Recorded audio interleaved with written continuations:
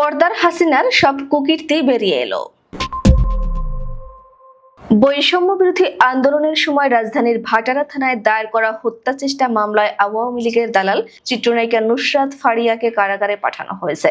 শুনানি শেষে সোমবার সকাল ৯টার দিকে নুসরাত ফারিয়াকে ঢাকার মুখ্য মহানগর হাকিম আদালতের হাজতখানায় নেওয়া হয়। এর কিছুক্ষণ পরে এজলাসে নেওয়া হয় তাকে। এর আগে গতকাল দুপুরে ঢাকার হযরত শাহজালাল আন্তর্জাতিক বিমানবন্দর থেকে নুসরাত ফারিয়াকে গ্রেফতার করা হয়। ইমিগ্রেশন পুলিশ সূত্র জানিয়েছিল, থাইল্যান্ড যাওয়ার সময় তাকে গ্রেফতার করা হয়েছে। তার বিরুদ্ধে ২০২৪ সালের বৈষম্য বিরোধী আন্দোলন চলাকালীন রাজধানীর ভাটারা থানায় একটি হত্যা চেষ্টা মামলা রয়েছে। গ্রেফতারের পর বিমানবন্দরে প্রাথমিক জিজ্ঞাসাবাদ শেষে তাকে ভাটারা থানায় হস্তান্তর করা হয়। পরে থানা থেকে তাকে ঢাকা মহানগর গোয়েন্দা পুলিশের কার্যালয়ে পাঠিয়ে দেওয়া হয়। মামলার এজাহার অনুযায়ী আন্দোলন চলাকালে ভাটারা এলাকায় সংঘর্ষের ঘটনায় এক ব্যক্তি গুলিবিদ্ধ হন। ওই ঘটনায় দায়ের হওয়া মামলায় নুসরাত ফারিয়াকে আসামি করা হয়। এই নায়িকার বিচিত্র রাজনীতিক ও ব্যক্তিগত জীবন বহুবার আলোচনা ও সমালোচনার জন্ম দিয়েছে।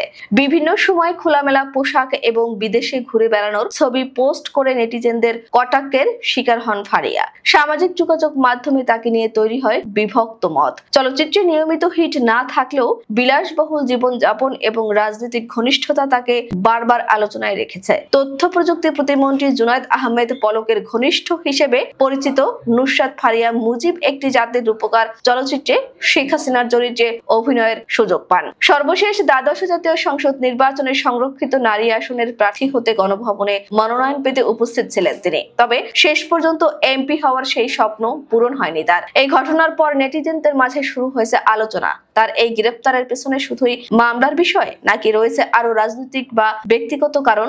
আওয়ামী লীগ সরকার পতনের ফলে কেবল রাজনৈতিক অঙ্গনে নয়, বরং এর প্রভাব পড়েছে শোবিজ অঙ্গনেও। হাসিনা সরকারের পতনের পর আলো আসবেই নামে একটি হোয়াটসঅ্যাপ গ্রুপের কিছু স্ক্রিনশট ফাঁস হয়। তারপর থেকেই বেরিয়ে আসতে শুরু করে শোবিজ তারকাদের থলের বিড়াল।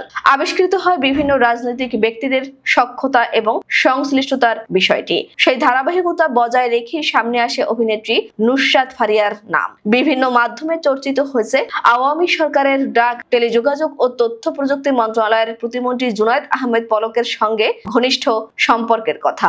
অভিনয় ক্যারিয়ারে খোলামেলা পোশাক নিয়ে অসংখ্যবার নেটিজেনদের কটাক্ষের শিকার হয়েছেন তিনি। এতটুকুই নয়, অন্যান্য ব্যক্তিদের সঙ্গে বিদেশে ঘুরে বেড়ানো নিয়েও নানান সময় সমালোচনার শিকার হয়েছেন এ নায়িকা।